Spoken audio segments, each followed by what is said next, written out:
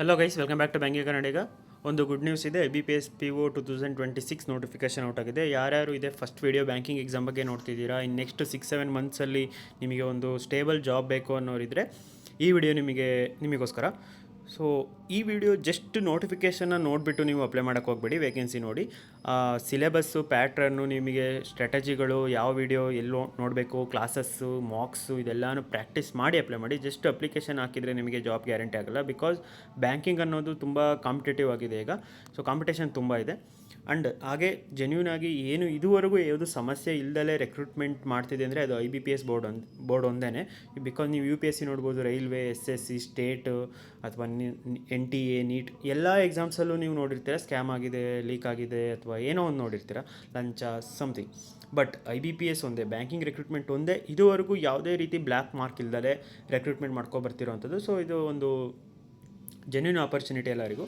ಯಾರ್ಯಾರಿಗೆ ಸಿಲೆಬಸ್ ಮತ್ತು ಅದರದ್ದು ಸ್ಟ್ರಾಟಜಿಗಳು, ಎಲ್ಲಿ ಓದಬೇಕು, ಎಷ್ಟು ಓದಬೇಕು, ಮಾರ್ಕ್ ಹೇಗೆ, ಎಷ್ಟು ಕಟ್ ಆಫ್ ನಿಂತ್ಕೊಳ್ಳುತ್ತೆ, ಅದೆಲ್ಲ ಬೇಕು ಅಂತಂದರೆ ನೀವು ಸ್ಟ್ರಾಟಜೀಸ್ ಫಾರ್ ಬ್ಯಾಂಕಿಂಗ್ ಇನ್ ಕನ್ನಡ ಅಂತ ಒಂದು ಆಲ್ರೆಡಿ ಒಂದು ಪ್ಲೇಲಿಸ್ಟ್ ಇದೆ. ಆ ಪ್ಲೇಲಿಸ್ಟಲ್ಲಿ ಪ್ರತಿಯೊಂದು ಸಬ್ಜೆಕ್ಟ್ಗೂ ಹೇಳಿದ್ದೀನಿ. ಈ ಪರ್ಟಿಕ್ಯುಲರ್ ವೀಡಿಯೋದಲ್ಲಿ ನಾನು ಜಸ್ಟ್ ನೋಟಿಫಿಕೇಷನ್ ಬಗ್ಗೆ ಇನ್ಫಾರ್ಮೇಷನ್ ಕೊಡ್ತಿದ್ದೀನಿ, pattern, syllabus, eligibility and remaining things. So first application ಯಾವಾಗಿಂದ ಸ್ಟಾರ್ಟ್ ಆಗುತ್ತೆ ಅಂತಂದರೆ 1/7/2026. ನಿಮಗೆ ಜುಲೈ 1 ಅಪ್ಲಿಕೇಶನ್ ಸ್ಟಾರ್ಟ್ ಆಗುತ್ತೆ ಇವತ್ತಿಂದ. ಆ್ಯಂಡ್ 21 ನೀವು ಅಪ್ಲೈ ಮಾಡ್ಬೋದು. ಎಕ್ಸಾಮಿನೇಷನ್ ಪ್ರೀ ಮತ್ತು ಮೇನ್ಸ್ ಎಲ್ಲ ಎಕ್ಸಾಮ್ ಡೇಟ್ಸ್ ಆಲ್ರೆಡಿ ಔಟ್ ಆಗಿದೆ. ಆ್ಯಂಡ್ ಅದು ಕ್ಯಾಲೆಂಡರ್ ಏನಿದೆ IBPS ನಾನು ಆಲ್ರೆಡಿ ಶೇರ್ ಮಾಡಿದ್ದೀನಿ. ಸೊ ನೀವು ಆ ಕ್ಯಾಲೆಂಡರ್ ವೀಡಿಯೋದಲ್ಲಿ ಅಥವಾ ಕ್ಯಾಲೆಂಡರ್ PDF ಕೂಡ ಟೆಲಿಗ್ರಾಮ್ ಚಾನಲಲ್ಲಿ ಅವೈಲೇಬಲ್ ಇದೆ. ಅಲ್ಲಿ ನೋಡಿದರೆ ನಿಮಗೆ exam date, particular date mention ಆಗುತ್ತೆ. Usually IBPS exam dates unless any other factors, examination dates ಯಾವುದೇ ಕಾರಣಕ್ಕೂ ಚೇಂಜ್ ಮಾಡಲ್ಲ, ಅದೇ ಡೇಟಲ್ಲಿ ಎಕ್ಸಾಮಿನೇಷನ್ ಆಗುತ್ತೆ. ಈ ವರ್ಷ ಪ್ರಿಲಿಮ್ಸ್, ಮೈನ್ಸ್ ಮತ್ತು ಇಂಟರ್ವ್ಯೂ ಮಧ್ಯೆ ಇನ್ನೊಂದು ಎಕ್ಸ್ಟ್ರಾ ಟೆಸ್ಟ್ ಅಂತ ಇಟ್ಟಿದ್ದಾರೆ, that is personality test. Nothing to panic. ಇದು just non qualifying nature, but 100% attend ಆಗಲೇಬೇಕು ಮೇನ್ಸ್ನ ಕ್ವಾಲಿಫೈ ಆಗಿರೋರು. ಸೊ ಅದಕ್ಕಿಂತ ನೀವು ಸಪ್ರೇಟಾಗಿ ಪ್ರಿಪೇರ್ ಆಗಬೇಕು ಅನ್ನೋ ಅವಶ್ಯಕತೆ ಇಲ್ಲ. ಚೇಂಜ್ ಆಗಿರೋದೇನಪ್ಪ ಅಂದರೆ ಮೇನ್ಸ್ ಪ್ಯಾಟ್ರನ್, ಅದೊಂದು ಸ್ವಲ್ಪ ಕೆಲವೊಬ್ರಿಗೆ ತುಂಬ ಎಫೆಕ್ಟ್ ಆಗುತ್ತೆ, ಕೆಲವೊಬ್ರಿಗೆ ಒಂದು ಒಳ್ಳೆ ರೀತಿ ಎಫೆಕ್ಟ್ ಆಗುತ್ತೆ. ಅದೇನಕ್ಕೆ ಅಂತ ನಾನು ನೆಕ್ಸ್ಟು ತೋರಿಸ್ತೀನಿ ನಿಮಗೆ. ನೆಕ್ಸ್ಟ್ ಬರೋಣ. ನೆಕ್ಸ್ಟ್ ಬಂದುಬಿಟ್ಟು ಸ್ಯಾಲ್ರಿ. ಆ್ಯಂಡ್ ಇದೆಷ್ಟು ಗೌರ್ಮೆಂಟ್ ಬ್ಯಾಂಕು, ಜಸ್ಟ್ SBI ಮಾತ್ರ ಗೌರ್ಮೆಂಟ್ ಬ್ಯಾಂಕ್ ಅಂತ ಅಂದ್ಕೊಂಡಿದ್ದಾರೆ ತುಂಬ ಜನ, which comes under government of India. And salary ಬಂದುಬಿಟ್ಟು ನಿಮಗೆ 48,480 ಇನ್ಷಿಯಲಿ ಬೇಸಿಕ್ ಪೇ ಮಾತ್ರ. ಇದ್ರ ಮೇಲೆ DA ಇರುತ್ತೆ, ಇದ್ರ ಮೇಲೆ ಸ್ಪೆಷಲ್ ಅಲವೆನ್ಸ್ ಇರುತ್ತೆ, ಆ ಸ್ಪೆಷಲ್ ಅಲವೆನ್ಸ್ಗೂ DA ಇರುತ್ತೆ. ಸೊ ಓವರಾಲ್ ನಿಮಗೆ ಫಸ್ಟ್ ಮಂತಿಂದ, ನೆಕ್ಸ್ಟ್ ಇಯರ್ ನೀವು ಜಾಯ್ನ್ ಆಗೋ ಅಷ್ಟರಲ್ಲಿ ಫಸ್ಟ್ ಮಂತಿಂದ 75,000 to 76,000 ಇನ್ ಹ್ಯಾಂಡ್ ಇರುತ್ತೆ ಆಫ್ಟರ್ ಆಲ್ ದ ಡಿಡಕ್ಷನ್ಸ್. ಇದು ಅಲ್ಲದೆ ನಿಮಗೆ ಅಲೋಯೆನ್ಸಸ್ ವರ್ತ್ ಮಂತ್ಲಿ ಪ್ರಾಬಬಲಿ ನಿಮಗೆ 5,000ದಿಂದ ಜಾಸ್ತಿ, ಮತ್ತು ಲೀಸ್ಡ್ ಅಕಾಮಡೇಷನ್ ಫೆಸಿಲಿಟಿ ಇರೋದ್ರಿಂದ ಅದನ್ನು ಕನ್ಸಿಡರ್ ಮಾಡಿದರೆ ಓವರಾಲ್ ನಿಮಗೆ CTC ಕಾಸ್ಟ್ ಟು ಕಂಪನಿ ನಿಮಗೆ ಪರ್ ಮಂತ್ 90,000 to 95,000 ಆಗುತ್ತೆ. ಮತ್ತು ಸ್ಯಾಲ್ರಿ ಇನ್ಕ್ರೀಸ್ ಬಗ್ಗೆ ಕೇಳಿದರೆ ನಿಮಗೆ ನೆಕ್ಸ್ಟ್ ನೀವು ಜಾಯ್ನ್ ಆಗಿ ನೆಕ್ಸ್ಟ್ ವಿತಿನ್ 6 ಮಂತ್ ನಿಮಗೆ ಸ್ಯಾಲ್ರಿ ಇನ್ಕ್ರೀಸ್ ಆಗುತ್ತೆ. ಸ್ಯಾಲ್ರಿ ರಿವಿಷನ್ ಇದೆ, 5 years ಒನ್ಸ್ ಬ್ಯಾಂಕಿಂಗಲ್ಲಿ ಸ್ಯಾಲ್ರಿ ರಿವೈಸ್ ಆಗೋದು. ಸೊ 2027 ನವೆಂಬರ್ 1 ಸ್ಯಾಲ್ರಿ ರಿವಿಷನ್ ಇರೋದ್ರಿಂದ, ಸೊ ಅದಾದಮೇಲೆ ಇದು ಬೇಸಿಕ್ ಪೇ ಚೇಂಜ್ ಆಗುತ್ತೆ, ಓವರಾಲ್ ಸ್ಯಾಲ್ರಿ ಚೇಂಜ್ ಆಗುತ್ತೆ. Definitely may be you will touch more than 1 lakh. So ಇದು ಅದಕ್ಕೆ ಹೇಳಿದ್ದು ಒಳ್ಳೆ ಆಪರ್ಚುನಿಟಿ ಅಂತ. ಏನೂ ಎಕ್ಸ್ಪೀರಿಯೆನ್ಸ್ ಇಲ್ದಲೆ ಫ್ರೆಷರ್ಸ್ನ ರೆಕ್ರೂಟ್ ಮಾಡ್ಕೊಳ್ಳೋದು ಈ ಥರ ಯೂಜ್ ಕ್ವಾಂಟಿಟಿಲಿ ಬ್ಯಾಂಕಿಂಗ್ ಒಂದೇ ನಾನು ನೋಡಿರೋ ಹಾಗೆ, ವಿತೌಟ್ ಎನಿ ಪ್ರಾಬ್ಲಮ್ಸ್. ಸೊ ಇದಿಷ್ಟು ಬೇಸಿಕ್ ಪೇ ಬಗ್ಗೆ. ಮತ್ತು ಇನ್ನೊಂದು ಜಸ್ಟ್ 5 years ಒನ್ಸ್ ಇನ್ಕ್ರೀಸ್ ಆಗುತ್ತಾ ಇಲ್ಲ, ಪ್ರತಿ ವರ್ಷ ನಿಮಗೆ ನಿಮ್ಮ ಸ್ಕೇಲ್ ಮೇಲೆ ಇಂಕ್ರಿಮೆಂಟ್ ಇರುತ್ತೆ. ಸೊ 2,000 ನಿಮಗೆ ಇಂಕ್ರಿಮೆಂಟ್ ಇರುತ್ತೆ ಪ್ರತಿ ವರ್ಷ. ಅದಲ್ಲದೆ ಕ್ವಾರ್ಟರ್ಲಿ, ವರ್ಷಕ್ಕೆ 4 ಕ್ವಾರ್ಟರ್. ಸೊ 4 ಕ್ವಾರ್ಟರಲ್ಲೂ DA ರಿವೈಸ್ ಆಗುತ್ತೆ. ಸೊ DA ಇನ್ಕ್ರೀಸ್ ಆದರೆ ನಿಮ್ಮ ಓವರಾಲ್ ಸ್ಯಾಲ್ರಿ ಕೂಡ ಇನ್ಕ್ರೀಸ್ ಆಗುತ್ತೆ. ಫಾರ್ ಎಕ್ಸಾಂಪಲ್ ನಂದು ನಾನ್ ಜಾಯ್ನ್ ಆದಾಗ 19% ಇದ್ದಿದ್ದು DA ಕರೆಂಟ್ಲಿ ಈ ಫೈನಾನ್ಷಿಯಲ್ ಇಯರ್ಗೆ ಈ ಕ್ವಾರ್ಟರಲ್ಲಿಂದು 25% ಇದೆ. So that is 6%. So 6% salary increase ಆಗಿದೆ ಅಂತ ಅರ್ಥ. ಅದು ಬೇಸಿಕ್. ಸೊ ಬೇಸಿಕ್ 6% ಇನ್ಕ್ರೀಸ್ ಆಗಿದ್ದರೆ ಓವರಾಲ್ ಸ್ಯಾಲ್ರಿ ಇನ್ನೂ ಸ್ವಲ್ಪ ಜಾಸ್ತಿ ಇನ್ಕ್ರೀಸ್ ಆಗಿರುತ್ತೆ. ಸೊ ಇದು ಸ್ಯಾಲ್ರಿ ಬಗ್ಗೆ ಆಯಿತು. ಸೊ ಈಗ ಎಲಿಜಿಬಿಲಿಟಿ ಹೋಗೋಣ direct.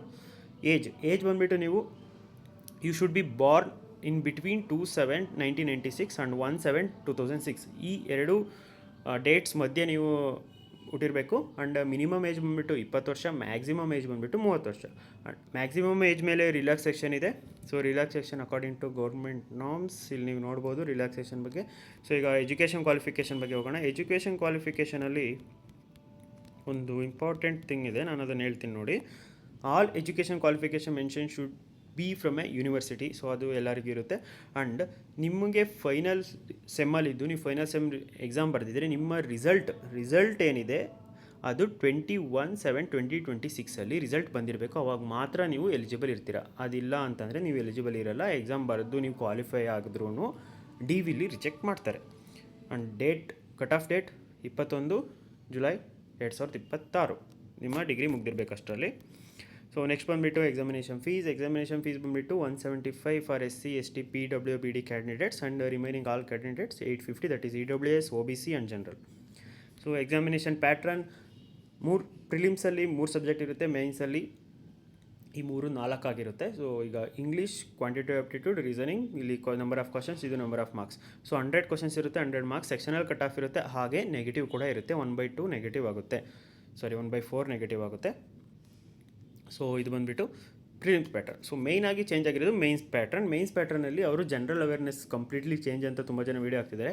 Nothing to worry about. ನೀವು ಇಷ್ಟು ದಿನ ಏನು ಓದಿದರೆ ಅದನ್ನೇ ಓದಿದ್ರು ನಡೆಯುತ್ತೆ ಜನರಲ್ ಅವೇರ್ನೆಸ್ಗೆ. ಬಟ್ ಪ್ಯಾಟ್ರನ್ ಚೇಂಜ್ ಆಗಿದೆ, ಅದು ಸಪ್ರೇಟ್ ಇಡೋಣ. ಬಟ್ ಸಿಲೆಬಸ್ ಏನೂ ಚೇಂಜ್ ಆಗಿಲ್ಲ ಜನರಲ್ ಅವೇರ್ನೆಸ್ದು. ನಾನು 1.5 ಇಯರ್ಸ್ ಬ್ಯಾಕೇ ಒಂದು ವೀಡಿಯೋ ಮಾಡಾಕಿದೆ, general awareness what to study ಅಂತ, ಅಥವಾ general awareness strategy in Kannada ಅಂತ.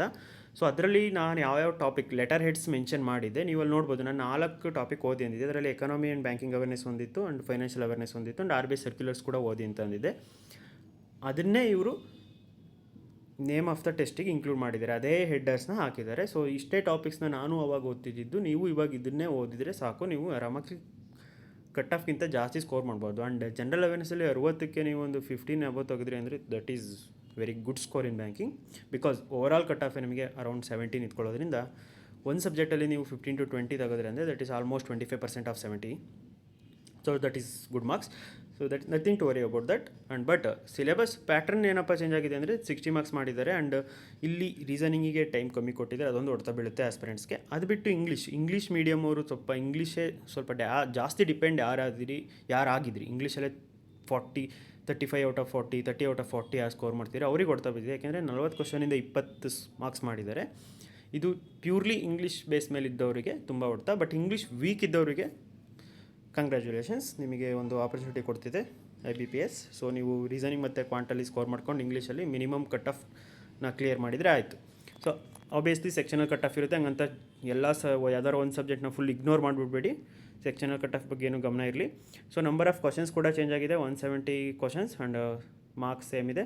ಇನ್ನೊಂದು ಚೇಂಜ್ ಏನಪ್ಪ ಅಂದರೆ ಡಿಸ್ಕ್ರಿಪ್ಟಿವ್ ಇಷ್ಟು ವರ್ಷ ಎಸ್ಸೆ ಮತ್ತು ಲೆಟರ್ ರೈಟಿಂಗ್ ಇತ್ತು. ಲೆಟರ್ ರೈಟಿಂಗ್ ಸೇಮ್ ಪ್ಯಾಟ್ರನ್ ಒಂದು ಸಲ ನೋಡಿದರೆ ಆಗ್ತಿತ್ತು, ಅದನ್ನೇ ಬರೆದಿದ್ರೆ ವೆಲ್ ಆ್ಯಂಡ್ ಗುಡ್ ಮಾರ್ಕ್ಸ್ ಕೊಡೋದು. ಬಟ್ ಈ ವರ್ಷದಿಂದ ಚೇಂಜ್ ಮಾಡಿದ್ದಾರೆ, ಕಾಂಪ್ರಹೆನ್ಷನ್ ಅಂತ ಇಟ್ಟಿದ್ದಾರೆ. ಬಟ್ ಎಸ್ಸೆ ಅದೇ ಇದೆ, ಮಾರ್ಕ್ಸ್ ಸೇಮ್ ಇದೆ, ಆ್ಯಂಡ್ 30 minutes ಟೈಮ್ ಇದೆ.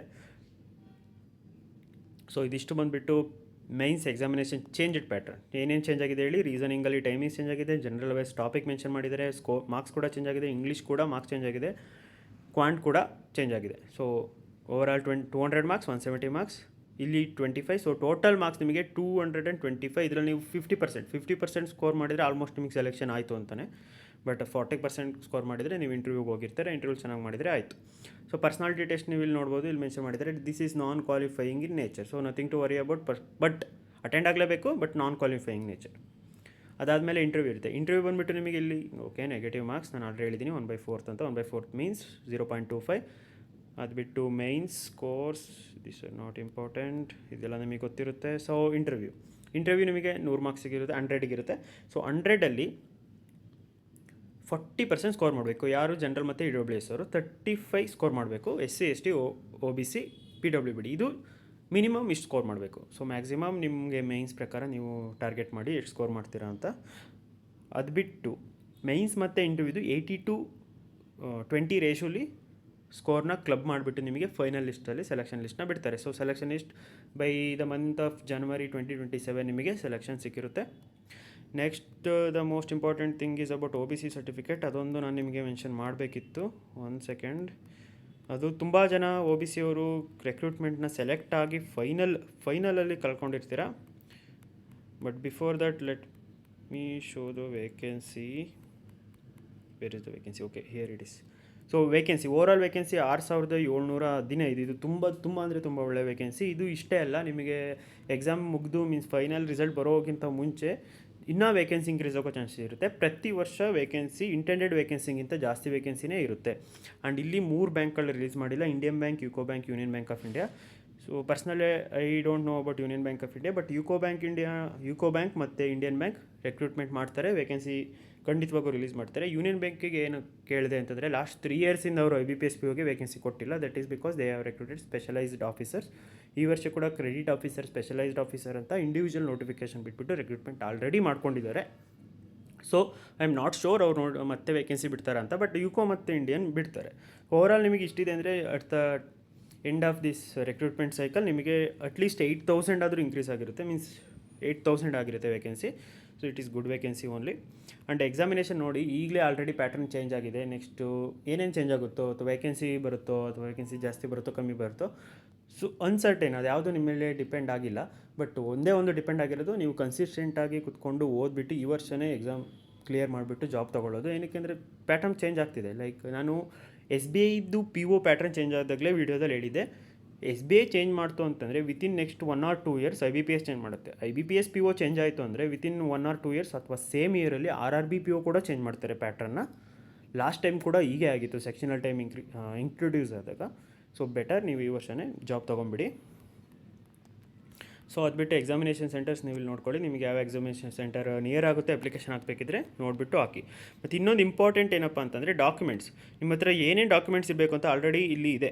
ಸೊ ಇಷ್ಟು ಡಾಕ್ಯುಮೆಂಟ್ಸ್ ಏನಿದೆ ಇದಿಷ್ಟು ನೀವು ಇವಾಗ ಅಪ್ಲೈ ಮಾಡಬೇಕಾದ್ರೆ ನಿಮ್ಮ ಕೈಯಲ್ಲಿರಬೇಕು.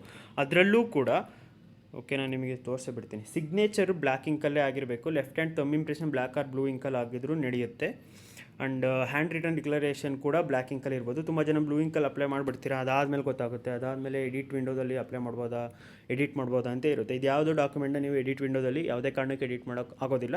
ಸೊ ಫಸ್ಟ್ ಟೈಮ್ ಅಪ್ಲೈ ಮಾಡಬೇಕಿದ್ರೇ ನೋಡಿಬಿಟ್ಟು ಕರೆಕ್ಟಾಗಿ ಅಪ್ಲೈ ಮಾಡಿ. ಹ್ಯಾಂಡ್ ರಿಟನ್ ಡಿಕ್ಲರೇಷನ್ ಪರ್ಟಿಕ್ಯುಲರಾಗಿ ಇದ್ದೇ ಸ್ಟೇಟ್ಮೆಂಟ್ ಇರಬೇಕು, ಇಲ್ಲಿ ನಿಮ್ಮ ನೇಮ್ ಮಾತ್ರ ಇರಬೇಕು. ಸೊ ಇದಿಷ್ಟೇ ಈ ವಿಡಿಯೋದಲ್ಲಿ. ಸೊ ಗೊತ್ತಾಯ್ತು ಅನ್ಕೋತೀನಿ. ಇನ್ನೊಂದು last information, OBC NCL certificate ಏನಿದೆ ಅದು ನಿಮಗೆ 1/4/2026 ಆದಮೇಲೆ till the date of interview in between ಈ ಡೇಟ್ಸಲ್ಲಿ ಇಶ್ಯೂ ಆಗಿರಬೇಕು. ಆಲ್ರೆಡಿ ನಿಮ್ಮದು ಈಗ ಜಾನ್ 2026 ಯಾರು ಇಶ್ಯೂ ಮಾಡ್ಕೊಂಡಿದ್ರಿ ಅಥವಾ 25 ಡಿಸೆಂಬರಲ್ಲಿ ಯಾರು ಮಾಡಿದ್ರಿ ಅವರೆಲ್ಲ ಹೋಗ್ಬಿಟ್ಟು ಇನ್ನು ವ್ಯಾಲಿಡೇಷನ್ನ ಕ್ಯಾನ್ಸಲ್ ಮಾಡಿ AC ಆಫೀಸ್, ಅಸಿಸ್ಟೆಂಟ್ ಕಮಿಷನರ್ ಆಫೀಸಿಗೆ ಹೋದರೆ ನಿಮಗೆ ಅದನ್ನು ಕ್ಯಾನ್ಸಲ್ ಮಾಡ್ತಾರೆ. ಅದಾದಮೇಲೆ ನೀವು ಅಪ್ಲಿಕೇಶನ್ ಹಾಕ್ಬೋದು. ಅದೆಲ್ಲ ಹಾಕ್ಬೋದು ಅಂದರೆ ನಾಡ ಕಚೇರಿಲಿ ಹಾಕ್ಬೋದು, ಇಲ್ಲಾಂದರೆ ನಾನು ವೀಡಿಯೋ ಮಾಡಿ ಅಪ್ಲೋಡ್ ಮಾಡಿದ್ದೀನಿ ಆನ್ಲೈನಲ್ಲಿ ಹೇಗೆ ಅಪ್ಲೈ ಮಾಡೋದು ಅಂತ OBC NCL ಸರ್ಟಿಫಿಕೇಟ್. ಸೊ ಅದನ್ನು ಅಪ್ಲೈ ಮಾಡಿ. ಆ್ಯಂಡ್ ಈ ಕ್ಲಾಸ್ ಏನಿದೆ this is very very important. ಈ ಲೈನ್ ಇದ್ದೇ ಇರುತ್ತೆ OBC ಸರ್ಟಿಫಿಕೇಟಲ್ಲಿ. ಅದ್ರ ಜೊತೆ ನಾನ್ ಕ್ರೀಮಿ ಲೇಯರ್ ಅಂತ ಒಂದು ಲೈನ್ ಇರುತ್ತೆ. ಸೊ ಅದಷ್ಟು ಅಮೆಂಡ್ಮೆಂಟ್ಸ್ ಕ್ಲಾಸ್ ನಿಮ್ಮ OBC ಸರ್ಟಿಫಿಕೇಟಲ್ಲಿ ಇರಬೇಕು. ಸ್ಟೇಟ್ ಸರ್ಟಿಫಿಕೇಟಲ್ಲಿ ಅದು ಇಲ್ಲ. ಈ ಪರ್ಟಿಕ್ಯುಲರ್ ಲೆಟರ್ ಹೆಡ್ ಏನಿದೆ ಈ ಲೆಟರ್ ಹೆಡ್ ಇಲ್ಲ ಸ್ಟೇಟ್ ಸರ್ಟಿಫಿಕೇಟಲ್ಲಿ. ಸ್ಟೇಟ್ನೇ ಇಂಗ್ಲೀಷಲ್ಲಿ ತೊಗೊಂಡ್ರೆ ಆಗುತ್ತೆ ಅಂತ ಅಂದ್ಕೋಬೇಡಿ. ತುಂಬ ಜನ ರಿಜೆಕ್ಟ್ ಆಗಿ ರೆಕ್ರೂಟ್ಮೆಂಟ್ ಫುಲ್ ಕ್ಲಿಯರ್, ಫೈನಲ್ ಎಕ್ಸಾಮ್ನು ಕ್ಲಿಯರ್ ಮಾಡಿ ಡಿಸ್ಕ್ವಾಲಿಫೈ ಆಗಿದ್ದಾರೆ. ಸೊ ಬೆಟರ್ ನೀವು ಇವಾಗಲೇ OBC NCL ಅಪ್ಲೈ ಮಾಡಿಬಿಟ್ಟು ಇಟ್ಕೊಳ್ಳಿ. ಸೊ ಇದಿಷ್ಟೇ ವಿಡಿಯೋದಲ್ಲಿ. Thank you for watching.